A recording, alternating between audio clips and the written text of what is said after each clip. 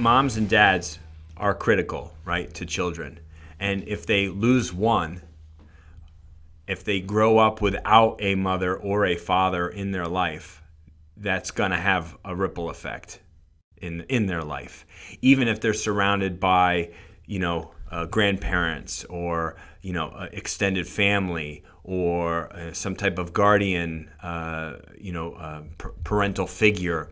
I just think that, children who have that luxury, I guess you could call it, to grow up in a home until they reach adulthood with both a mother and a father just helps complete them, I think, in a lot of ways, and helps them grow and be in touch with the differences between men and women, which are great, but we both provide so much, right? Yeah. The moms provide that more of the nurturing and the emotional side of things, and the dads provide more of that kind of the logic and the strength, confidence, and protection and confidence side of things. But not that they both can't also overlap a bit, absolutely, too, no doubt about it. So my first point, what's funny is I've already done like a YouTube video about this book. I've done, I think, Facebook Lives about this book. And then I just thought, this has to be shared on our Strong by Design show between, I thought of you first just because I thought, how cool. We both have young children. I have a 7-year-old son and a 3.5-year-old daughter. And so our kids are roughly the same age. And I just knew the perspective and in our background. We grew up in very different homes. So I want to kind of get into that too. Yeah. So what? And I'll get to that, I think, in the next point. The first point I wanted to kind of harp on was that society has kind of downplayed dad's either significance. I think maybe that's a good way to put it. Downplayed our significance, importance in the family unit. I mean, go back. Let's pull up some TV history, even movies. You go back 20 years. Mm-hmm. And what was the role of the dad? It was to come home after working a 9 to 5, sit on the couch, drink beer, fall asleep watching sports. That's right. That's what TV portrayed dad as. Like, that's their significance, is doing nothing other than providing, making money, and then when it's their time away from work, it's their time. It's there's no role for the dad in the family. Yeah. And unfortunately, that has carried to today. Yeah. Where a society is downplaying masculinity, fatherhood, men as leaders in their home.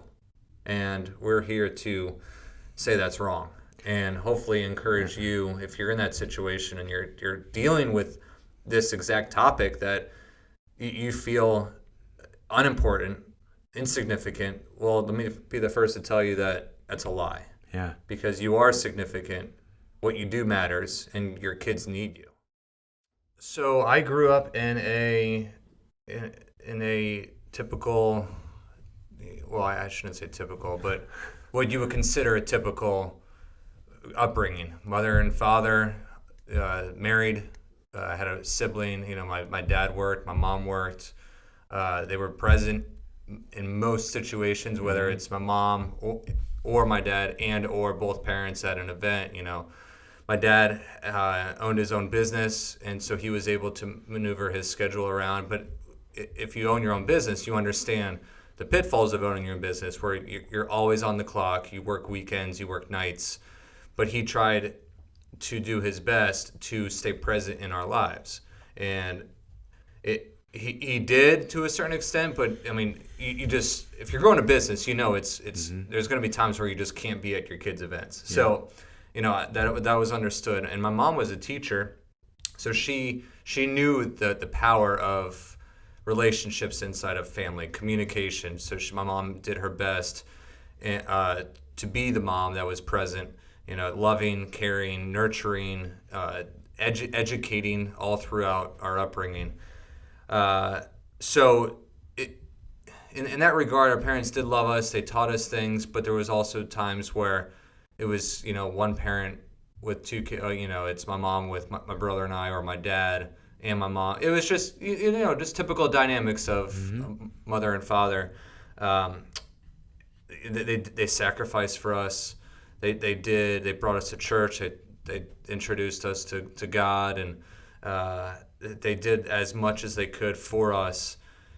And now looking back, they did more for us as kids than we actually realized when we were kids. And again, that just comes with maturity, right, and wisdom. Like, now being a father of two, I know the things that I'm doing. I'm pretty sure, and my mom can vouch for this, saying, "Oh yeah, we did the same thing." And I'm like, "Did you really do that?" Because you kind of forget those things. Like, when you're sick, someone's there to take care of you, but like when you're sick, you might not remember somebody taking, you forget about certain things until, you're kind of like, wow, maybe they did do that. Yeah. And, they were always there supporting me with relationships, with jobs, with just pursuing, something greater. Now, I'm not saying they were experts in what they were giving, but they at least made an effort to get me out of the norm, get me to do something greater, and not to go down the stream with everybody else. Right. Kind of, this is who you are in Christ. This is what the Bible says about the direction of your life. My father is the person who I kind of set as what a father should be, a standard. Right. Mm-hmm. And that's your standard's much different than mine. Yeah. My dad, as many good qualities that he had, my dad was very much a disciplinarian. He was the oldest of 4 boys, so he grew up with a lot of responsibility at a young age. He was in the military. He also became an alcoholic, and he was abusive emotionally and physically. So I was the youngest of 3 boys. My older brothers were identical twins, 5 years older than me, and I looked up to. They were almost kind of like my secondary father figure, my older brothers. And if it wasn't for the strength of my mom and the massive amount of love that she had for her 3 boys, I would have turned out radically different than I am today. But I say that my dad actually also had some good qualities. My dad was a very hardworking guy. He was a functional alcoholic. He had his own business. He was a hearing aid specialist. He was the guy that would fit people for hearing aids and stuff like that. And he had his own business for years and years and years, and it was successful. He was always working. We lived in the Northeast. He always had a plow on the truck to plow driveways and commercial parking lots during the snowy season, and then he would have his other pickup truck, ready to haul wood away. We always had jobs or something to do on weekends or even during the week sometimes. We were like my father's like little worker bees. More so my brothers than I, because they were 5 years older. But I think, at least for my dad, work ethic was huge. We understood that if you want good things, nice things, you have to work hard to get it. But there's a lot of things I don't want to do like my dad, which was the abusive nature, the emotional scarring and physical, abuse that took place, and that's very painful. And there's a lot of years of pain from that. But luckily, like I said, imagine if I was the only child and I endured all that myself, and I didn't, and maybe my mom wasn't the great mom that she was. How different would I be? I'd be very different. And how many kids grow up in that type of home situation where they have an abusive parent, either mother or father, right? But they only have the one parent, and they don't even have a sibling to lean on. For security and for guidance, for support, for some kind of outlet.